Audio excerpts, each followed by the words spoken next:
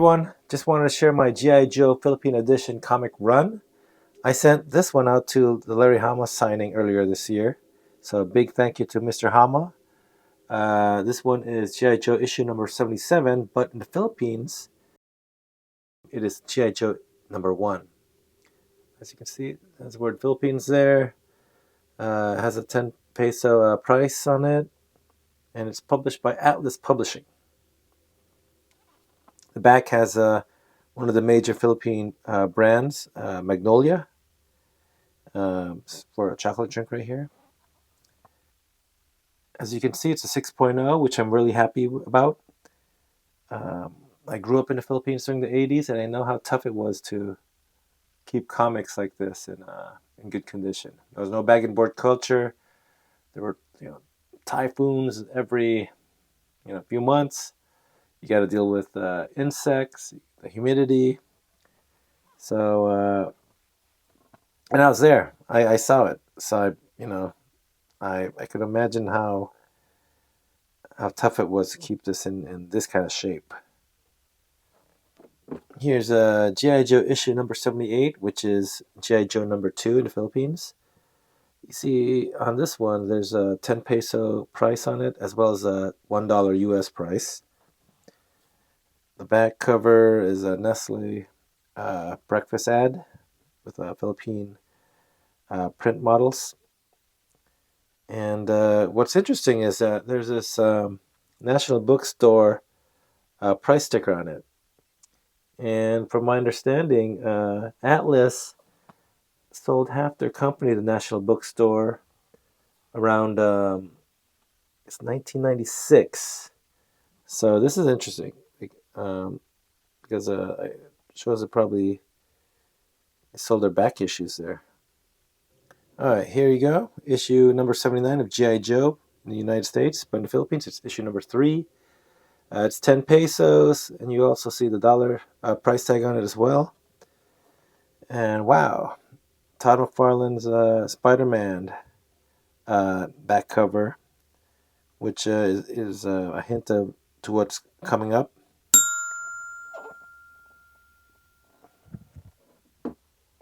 Here you go.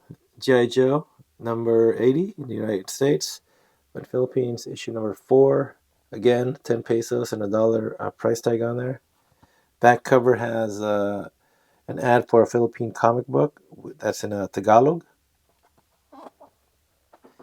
G.I. Joe issue number 81, which in the Philippines is issue number 5. Another 10 peso price tag as well as a dollar. Back cover has a Todd McFarlane artwork again. So this is it. The whole G.I. Joe run in the Philippines. Only 5 issues. I just happen to have a lower grade issue number 1 right here that I could show the interiors of. So a lot of people assume that it was printed in the Philippines, so it must be in Tagalog. But this one happens to be in English. But 99% of Atlas publications are in Tagalog.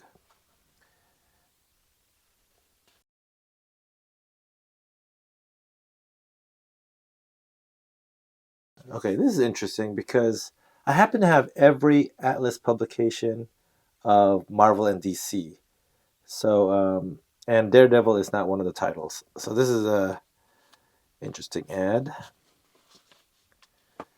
I've got an ad here for Ninja Comics. This one also is a Tagalog title.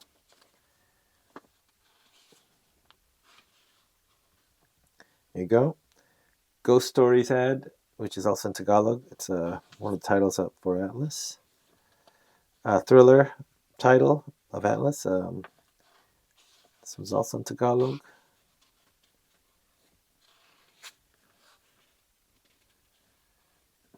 Another one called True Pinoy Combat, which is dedicated to the Filipino soldiers. I haven't seen this comic before, so can't really don't know much about it. You got Ninja Comics, Jigoro.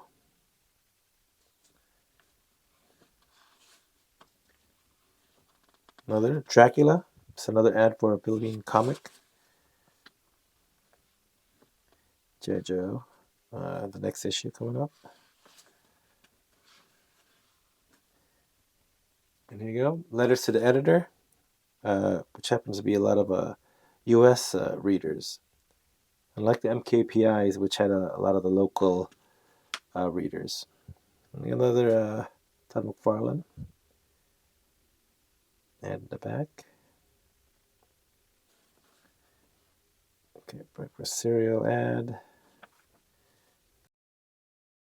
So Atlas Publishing was one of the biggest comic publishers in the Philippines.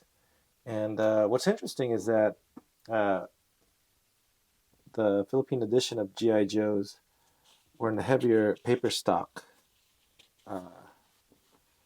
So, you know, if you look at their typical Philippine comic, this one is Darna. It's more of a newspaper print. And, almost pretty much all their comics are Tagalog.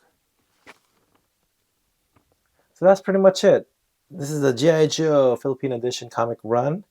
And hope you enjoyed the video. I'm still learning. I'm still learning about Philippine comics. I'm still learning about Atlas Publishing. So if you have any, information about this, or even remember growing up and buying these from the newsstands, I'd love to hear it in the comments. Thank you very much, and hope you enjoyed the video.